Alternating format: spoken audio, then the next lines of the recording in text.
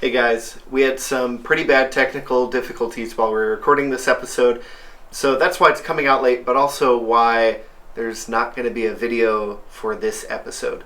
So this episode would be a great one to put on in the background somewhere, or you can listen to it on Spotify or Apple Podcasts and get the same experience. But while the podcast is going on, it's going to be a still image. I think I figured out the issue. I think it'll be better next week. I'm going to try my best. Anyway, enjoy the episode.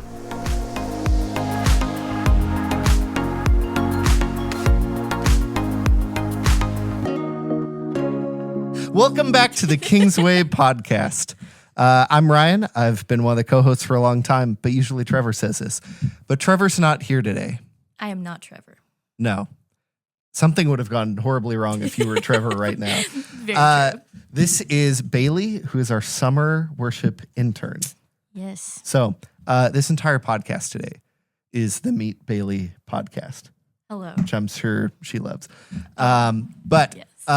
One of the main purposes of our podcast, if you don't know, which there are a handful of people who don't know, this is a church podcast. This is not a random... Kingsway is not a name we made up for this podcast. Mm-hmm. Kingsway is the name of our church in Mount Vernon. Usually it's me, the worship and discipleship pastor, and Trevor, the senior lead, supreme chancellor pastor, and he preaches most Sundays. So usually it's us, and we're talking about stuff, but one of our main goals... We have pretty much two main goals. This is a great avenue in which to learn stuff and to learn stuff without it all being figured out. And so we've talked about topics on here before. You can go back and see our episodes on different views on hell and Harry Potter and all this other kind of stuff. This is a place to explore and prod and test things against our knowledge of Scripture and to try to grow and learn in front of you, not to only present you stuff we've formulated. Mm-hmm. The other reason we have this podcast, for all 40 of you listening, is that we are at Kingsway Christian Church in Mount Vernon.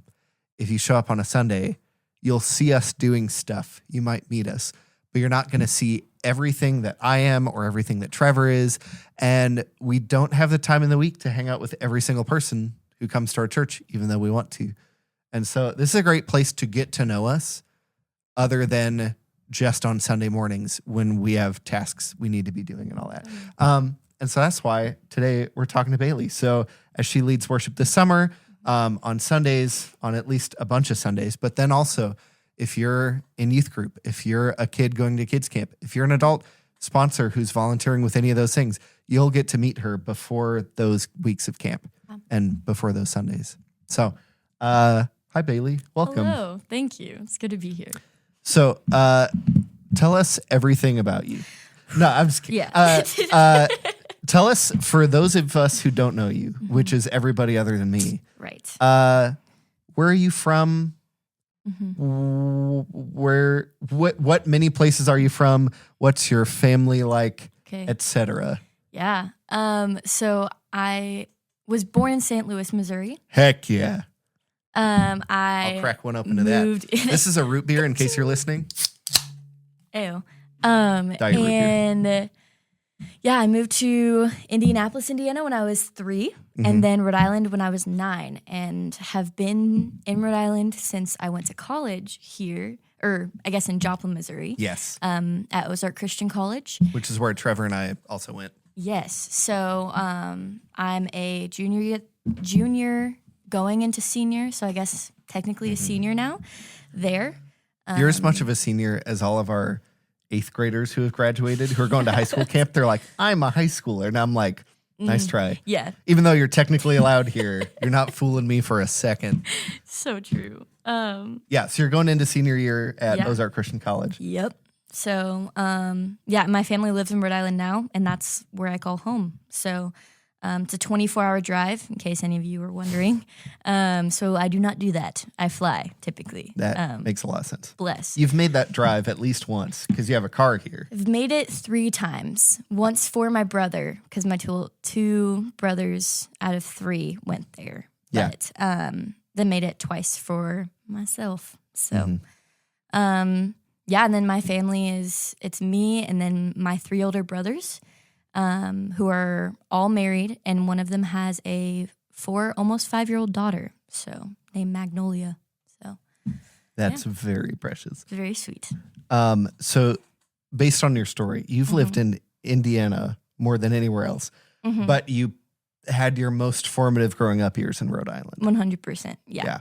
So like, I know for a lot of church kids, I'm assuming you grew up in church. Yes. By assuming, I mean, I know, but the audience doesn't know. You grew up in church. And so like for me, even though I grew up in this, my dad bought the house I grew up in from his dad. Like we did not move. We anti-moved. We so planted in St. Louis. I know that for me, like my church was my church, but it was really my church when I got into youth group. And like my youth pastor was my pastor. Even though there's a pastor of the whole church, it's like, yeah, he's out there. Love you, Scott. He's out there, but like Matt is my person. 100%. So that's why I say like, especially for church kids, the formative years are junior high, high school. Yes. So you would have been 12-ish when you moved to Rhode Island, 11 or 12. I was 9. You moved there when you were 9. When I was, yeah. Oh, okay. So you've lived in Rhode Island. So for about the same time as Indianapolis, yes. like if you count my college years here, technically. Yeah. But still, like they were my most formative years. So you are a native-born Midwesterner. In case anybody wants to hold the New York Knicks or anything against New England. So if you're wondering where my cool accent is, that's why I don't have one. So. Okay, so you grew up in those handful of different places. You have some family who went to Ozark Christian College. Yes. What was your like church upbringing like? Yeah, my dad's been a pastor for as long as I can remember. And it was mainly just he would preach on Sundays, and I would go, be the first one there, the last one to leave, that type of vibe. And, you know, like I went to church and believed, but didn't really start having like my own faith and my own like, this is what I'm living for until high school. And even in high school, it was pretty rocky. So, So yeah, I feel like it was for the most part, just like pretty like theologically sound. And everything, like we talked about the Holy Spirit and baptism, everything, but like those concepts are always so vague. They were good ideas, but it wasn't like I have my own stake in faith 100%. So strong that that I could explain this to someone. Like I definitely couldn't explain it to anyone. So how'd you end up at Ozark Christian College, which, to clear something up, in case you've gotten them confused, there's a very famous college in the Ozarks named College of the Ozarks. That is not Ozark Christian College. Trevor and I went to Ozark Christian College, which is a strictly ministry degree school. John Flowers went to College of the Ozarks, which like they graduate senators and doctors and lawyers and whatever, and John. But like, so when I was growing up in St. Louis and I was in high school and I was like, I want to go to Ozark Christian College, people would ask me about where I want to go. I'd say that and they'd go, oh, Hard Work University. And I was like, I guess. Yeah. No, that's like the motto or slogan or whatever of College of the Ozarks. I'd say Ozark Christian College. And they'd say, oh, the one where you like work on campus and pay off your whole schooling? And I was like, sadly, no. No, I wish, but no. Anyway, so not that one, but Ozark Christian College. Yeah. So if your faith journey was like you grew up in church, your dad's a pastor, you get more involved and have more at stake when you get into youth group and your teen years, but it's still rocky. How do you go through that and then get to Ozark? Was it like that's the natural funnel that the Langfords dump children into? Or that's a good question. So it's kind of like, I don't know. I like my youth minister. He was really heavily involved in worship ministry. I felt like, I don't know. I felt called into ministry my freshman year of high school, but I don't even know if that's like how tangible that actually was, or if it was just like, oh, like my family does this and this is the only thing I've ever known. Like joining the family business, like the path of least resistance is ministry. Right. Yeah. So, but the only kind of ministry that I ever knew was preaching. So I was like, oh, I guess I'm just going to be a preacher. Yeah. Because I was just like, I don't know what else there is. Yeah. And so I was talking to my youth minister about it, and he's like, we can get you like to teach a lesson and stuff. And I was like, okay, sick. Did an awful job. It's not good at all. It's a That's the way trash most lesson. students do. But, oh yeah. So I did one of those in high school, and my entire lesson was, I saw this cool Francis Chan video. Look at it, and then afterwards, I was like, he pretty much said it better than I could. So it was like 10 minutes, funny. 7 minutes of Francis Chan, a minute and a half on each side of me. That's so funny. Yeah. And that's still how I am. I'm like, Sharon, look at this YouTube video I found. It's so cool. It's so cool. And he explains That it was way my better first. than I could. Way better. So that was that. And then eventually he was like, hey guys, like I want to start like a youth worship team. And I was like, my mom taught me piano when I was 6 for like 6 months. So I could totally play. And it was like, no, like I literally had no knowledge whatsoever of music, but I always loved to sing. And my brothers hated it. They found it so annoying. And literally, I distinctly remember, this is so off base, but my brother Caleb sat me down when I was like 8 years old. And he was like, Bailey, you got to stop singing. He was like, it's so annoying. It was like, it's like actually making me mad. And I was like in tears. And I was like, okay. Look at me now, Caleb. Yeah, Caleb. Come on. Anywho, but I talked to my youth minister and was like, yeah, I can play keys. And literally by the grace of God, I learned from the Ultimate Guitar app how to play chords on a piano, and then just started from there. And then God really took it and ran with it. So I got super passionate about worship ministry after like my junior year of high school. I was dealing with like crippling anxiety and crippling depression, and like couldn't get out of bed in the mornings, and it was really, really hard. And there's a lot going on with my family at the time, but music was really a way that the Lord like just kind of like lit up an area of my life that had never been like that before. So that was kind of like, oh, this is what I'm meant to do. And then my youth minister was like, hey kid, like I see this gift in you and you got to do something with it, whether it's vocationally or not, like you got to do something with it. So because my 2 older brothers went to Ozark, I was like, I'm not going to go there because they went there. But then it was like so evident that that's where I was supposed to go. It's between that and Johnson. So I'm glad you chose right. Yeah, right? Glad I chose the right option. But so, and I definitely can see the way the Lord has like just completely arranged that since my time at Ozark and all of the opportunities that he has taken to like train me in that. So yeah. But I love that. I just to like equalize the humility here. I want to be more humble than you. I had, and most kids joining worship bands, like youth worship teams even, have the same experience of like, yeah, I can do whatever. Yeah. We had before I get into my story, we had an experience with that here. We have currently a pretty solid pool of junior high, and most of the 8th graders who are becoming freshmen and they're going to high school camp are on this team. So that's who I'm talking about. But I love them so much. We have a really good group of like young musicians who I have the privilege of training and like growing into this worship team, and they're coming with all their different skill sets, and they're different. Like some are more natural musicians and catch it by ear, and some are more like technical and like want to know and be able to explain like what beat does this thing fall on and whatever. We have a really great group of them. The way this group formed is that a student of ours named Jesse was like, hey, if I can find people to make a youth band, can we have a youth band? I was like, yeah, if you want to do all the work for me, that'd be great. So I still have the piece of paper in my office, just written in pencil, like 7 or so kids' names, phone numbers, and whatever. So we can like get together and I can check in and be like, how good are you, your instrument, whatever. I talked to the first kid, signed up for bass guitar. I said, hey, so I see you signed up for bass guitar. And he's like, yeah, I'd love to learn how to play bass guitar. And I was like, oh no. I'm going to have to School of Rock this whole youth band from nothing to, anyway, they're great now.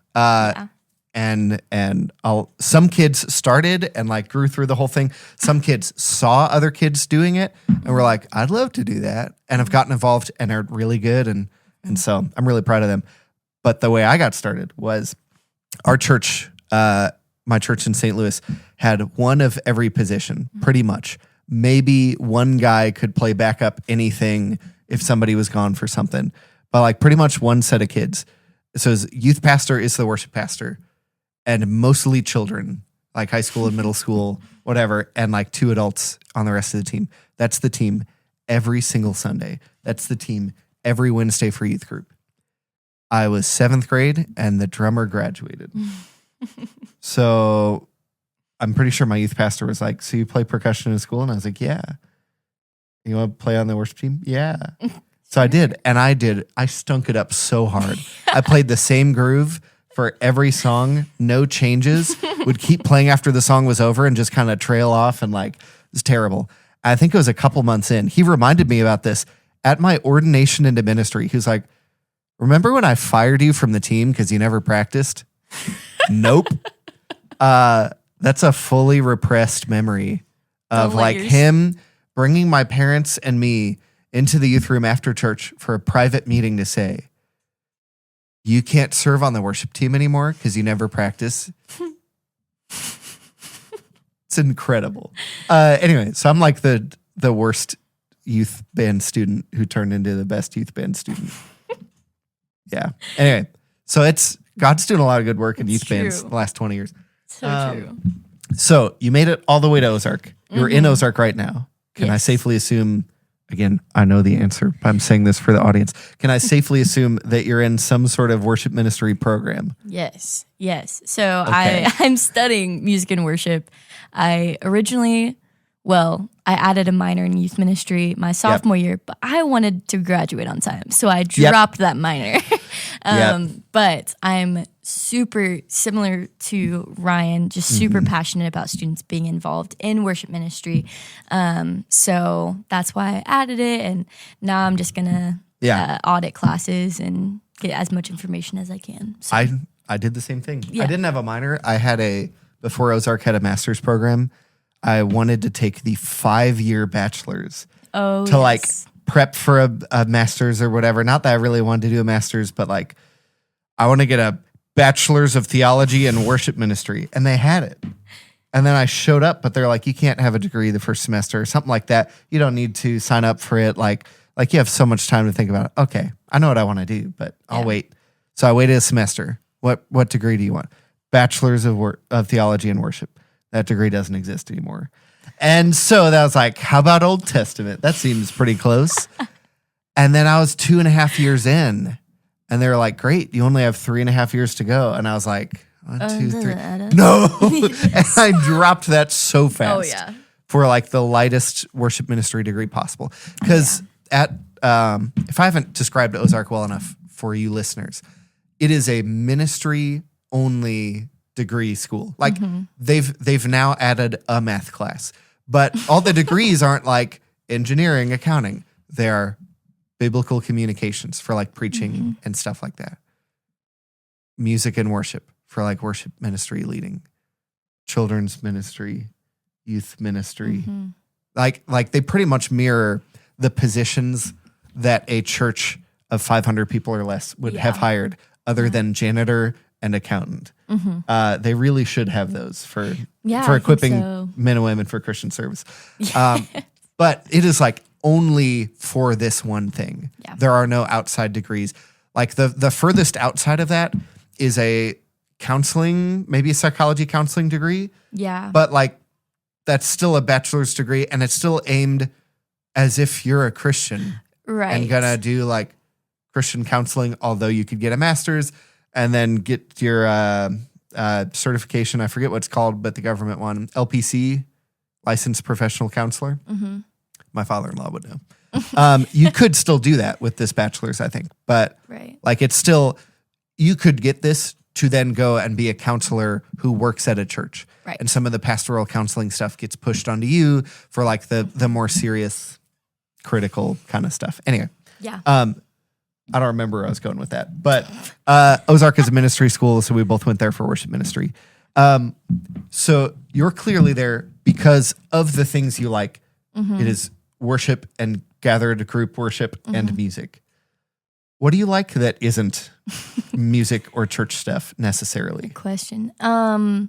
So these two things are pretty opposite, but we're going to go with it. So one thing, well, like my junior year, like that whole like anxious time for me, I got into music, but I also got into makeup. So like, but I'm talking like face paint, like extravagant. Costume. Yes. Like, just like optical illusions, like that sort of thing, like shadows, that's really lights. Cool. It was like so fun. So like that kind of, I can't draw to save my life, which is super interesting. But like, so a lot of times like I'll do like, now I can apply it to my friends. So like, it was just pretty cool living in a girls' dorm. You can do like, oh, your first date. So I've done a lot of my like girls makeup for like first dates or like weddings and stuff, which has been really, really fun. Yeah. So that's great. I love that. And so to be clear, yes, is it like, it's not just like everyday girls going out makeup. It's like, it's like optical illusions, whatever. Or is it like over the top theater makeup that's supposed to make you still look like a person? I can do any of it. Okay. So I like have tried. You could it make all. me look like Shrek. Yes, and like learn Guys, how to do like I've got a plan for prosthetics Halloween. and everything. I've done the makeup for Ozark Christian College's school musical every year. Is that the one where you show up and work and you get to pay off your schooling by working at the college? Yes. No, it's not. That's College of the Ozarks. So I already failed. Wow. Just trying to make sure you guys are listening. Yeah. Okay. Okay. So that's really cool. So that's been really fun. So like if you work at a church, you could do worship ministry. You could also do face painting. Oh yeah. If there's like a church event or something, could do some face painting. Hire Bailey for that. I find that to be really fun. And then video games, big gamer. I love it. Probably noticed my gamer slouch as we're talking. Only if you're watching. Yeah. If you're listening, you got nothing. Phew. You're in the right church. If you call Trevor right now and he doesn't answer, you'll hear, "Hey, it's Trevor Coquillard, senior pastor of Kingsway Christian Church and avid video game nerd."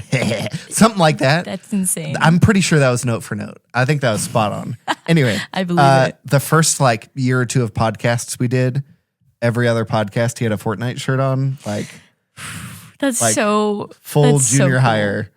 Okay, so when you say video game nerd, we can go a little bit into this. You don't mean just like only Animal Crossing, only safe, Although slow. I've put a good amount of hours into Animal Crossing. Because like I can think of some gamers who are like, I want something relaxing. I want to like tend a garden. Right. I want to whatever. Yeah. And sure, anybody can get into that. But when you say video game nerd, what are some examples? I'm talking like Fortnite's definitely one of them. Okay. I love Fortnite. Call of Duty is another one. Borderlands is by far my favorite game of all time. I know we've talked about this a little bit, but I don't want anybody to know that I like Borderlands, Bailey. Oh, sorry. I did see it on the only system that the Dufo's own is a Nintendo Switch. And that's because that's the most adult gaming system you can have. You're my kids play it, and sometimes I play Mario Party online with my friends from Seattle. But then I played Zelda Breath of the Wild, and then that got me back down the rabbit hole. Anyway, so I saw on the Nintendo eStore they had all three, Borderlands 1 and 2 and the pre-sequel for $10 total for all three, and that's where my life has gone. Yeah. I have no life anymore. There's no more life. In about 6 months, I'll be myself again. I shouldn't be admitting this publicly, but I'm so sorry. But here we are, and you're welcome. Anyway, okay. Yeah, so I think it's also like the perks of growing up with Realtor Brothers is I was always the watcher of video games. It was like, we only have 3 controllers, so you can't play. Or like, it's like, this game's too, it was like GTA, and this game's too violent. I'm like, well, I'm telling, because I was a brat. So grew up watching, and then once my brothers left for college, I was like, take that, nerds. I'm going to play these video games now. Yeah, So. and now you're the nerd. Yeah, exactly. We're all the nerd, but you're also the nerd. Yes. Okay.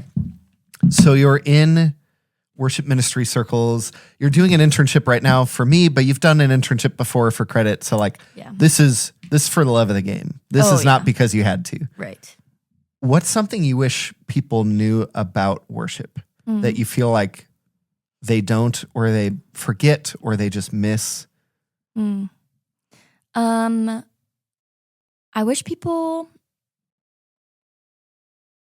I don't know. I wish people knew like how intimate it is, I guess. I think like sometimes when I'm like leading worship, and like I've forgotten this too, like I think any person has like zoned out while like just like mindlessly singing the lyrics. But I think like the intimacy of prayer is very, very similar, of just like this is literally our prayer. And there's been so many vulnerable moments in my life with ministry where it's like, this is like, and it shouldn't have been at this time, but like, this is literally my only time that I meet with God, is like with him at church, either leading worship or in the congregation. And it was just like, those moments were so intimate that I was just like, I was literally just like sitting at his feet and like he was wiping tears from my eyes. Like, and there's just nothing that's more intimate than that.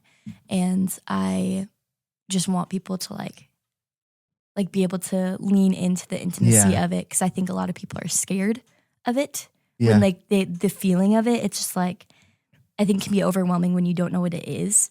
Yeah. And then it's really, really cool when you do, and you can step into that and like experience like the intimacy between you and the Father, you know? So. Yeah. I think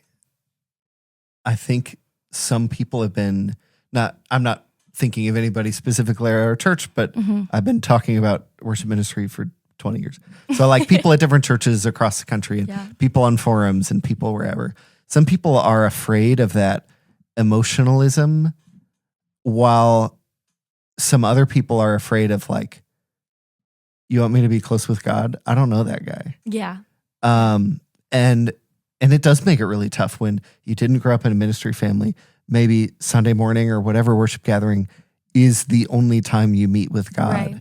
And you're like if that's all you got, if you have no other context for who God is or whatever, that can be kind of scary. But it sounds like from what you're saying, that's a good thing. Yeah. It's not a scary thing to be that close to God, although biblically it can be. But like it's a good and beneficial and life-giving thing. Totally. Yeah. And I think like also just partnered with the actual relationship with God. Like, like having like those outside of Sunday morning moments with God, like it emphasizes that intimacy so much more. And that's another thing is like, I wish people would practice and like know to practice their worship outside of Sunday mornings, because that's something that I've missed before. And like, I still like mess up on, so. Yeah. I love that. Okay. I got a couple more questions for you. What's one of the most important things? Because you said you're going into your senior year. Yeah. So you've paid so much money for 3 whole years. Woo. Yeah. Do you remember anything? No, I'm kidding. What's one of the most important things you learned in Bible college? I'll just leave it right there. Okay. About God, about faith, about worship, about like serving people, about whatever. Anything. I'm going to say 2 things. Okay. Because that's all I remember. No, I'm just kidding. But I think number one most important thing is like how intricate God's word is. Yes. Like I think that's something that I've never known until I read like your first year at Ozark. If you did not know, for those who are listening, you read through the entire Old Testament, or the entire Bible, entire Old Testament at that point, your freshman year. Because you take Old Testament 1 your first semester and Old Testament 2.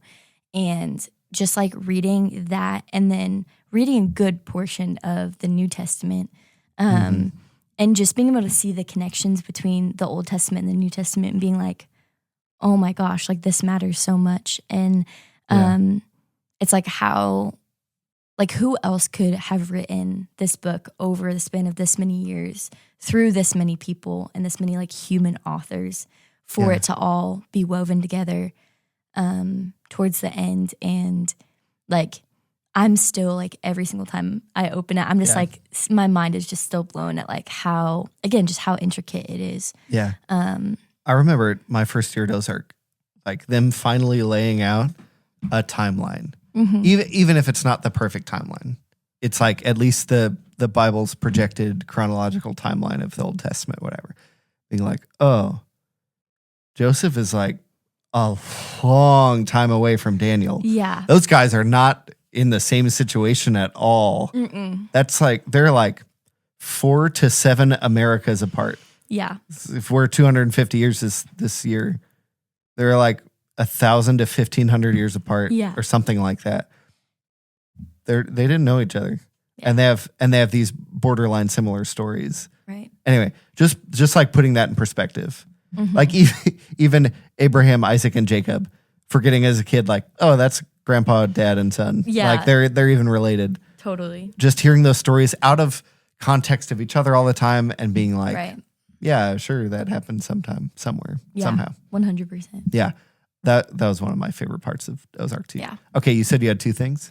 Yes, and then the other thing is about worship ministry. And shout out Isaac Shade, who's was a professor now, I guess is no longer there. But rest in peace, homie. R.I.P. Just kidding, he's still alive. He's fine. Just talking about basketball right now. Yeah. It's on your TVs. Hanging out with Shaq. No big deal. Just kidding. It's college basketball. So that worship like is relationship. It's relationship with people and it's relationship with God. And I think realizing how important those relationships are and like the totality of your job as a worship pastor. And we've been talking about that like as Ryan's been mentoring me for the past few weeks, I guess, month or so. Feels like years. Yeah, for real. It's going way on forever. Yeah, it's been too long. But yeah, I think like being able to know that that like there's so much more than just singing on Sunday. Of just like you're meeting with people, you are intentionally planning sets, you are seeing so far into the future for the benefit of people meeting with God. And I think that has been like super impactful for me, just recognizing like my job isn't just like to use that talent of like singing or playing or whatever it is on a Sunday, but it's like literally coordinating events and again, just relationally being with people to know your congregation and to know your volunteers and everything like that. And just the importance of that has been really, really helpful. Yeah. So it's something I've realized over, how long have I been doing this? Over almost 10 years of full-time ministry.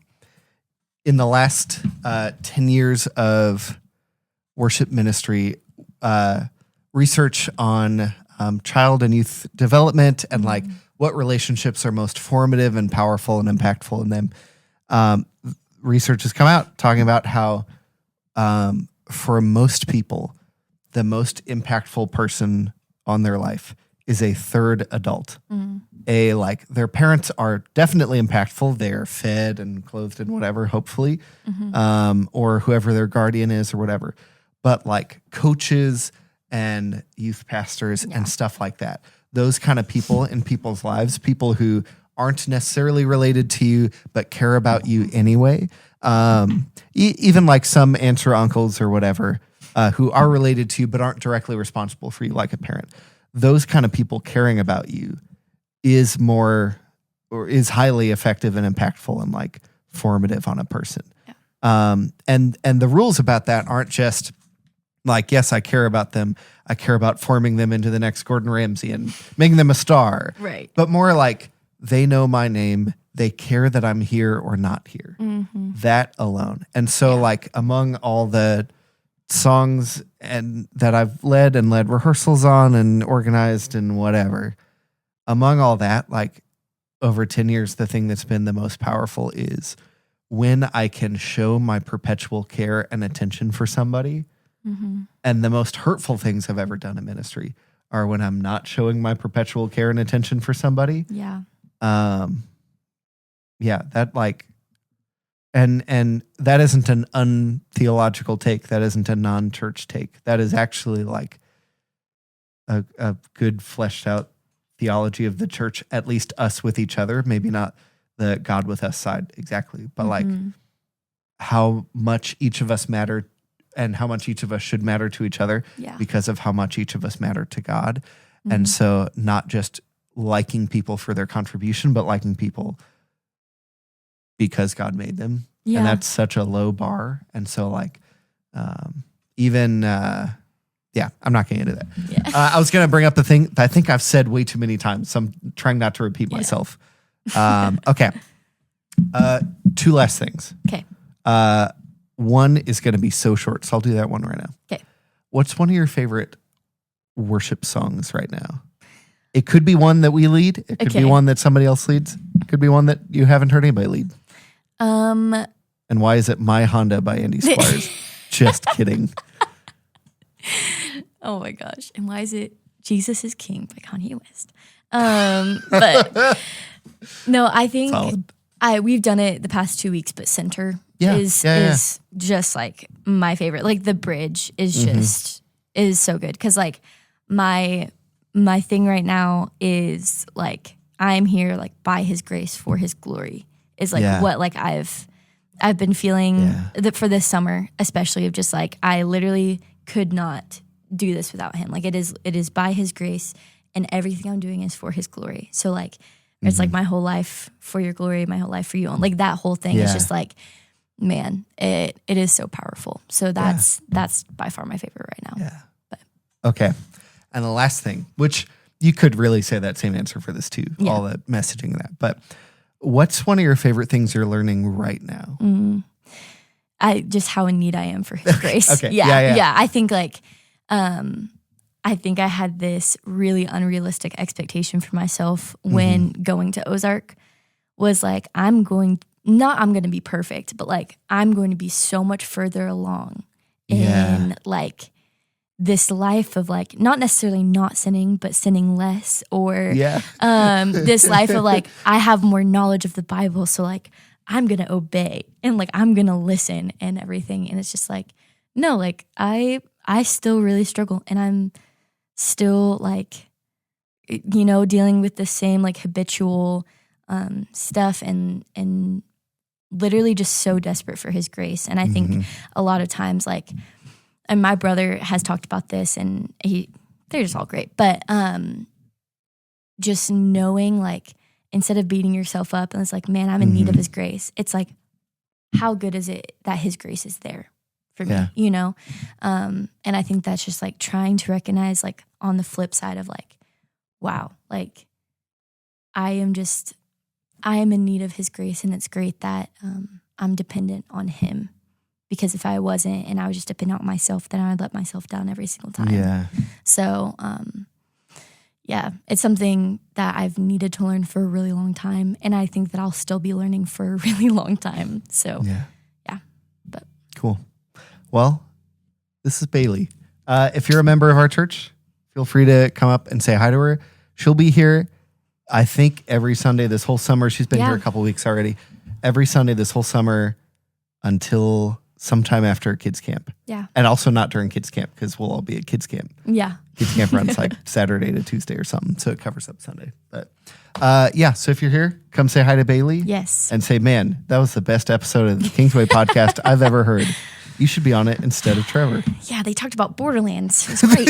Finally, they're talking about my favorite thing. Hope they'll talk about Pokemon next time. Yeah, right. No, we'll get Eli on here for that one. That's right. So, thanks for watching. Yes. We'll see you next time. Have a great and glorious day in the Lord.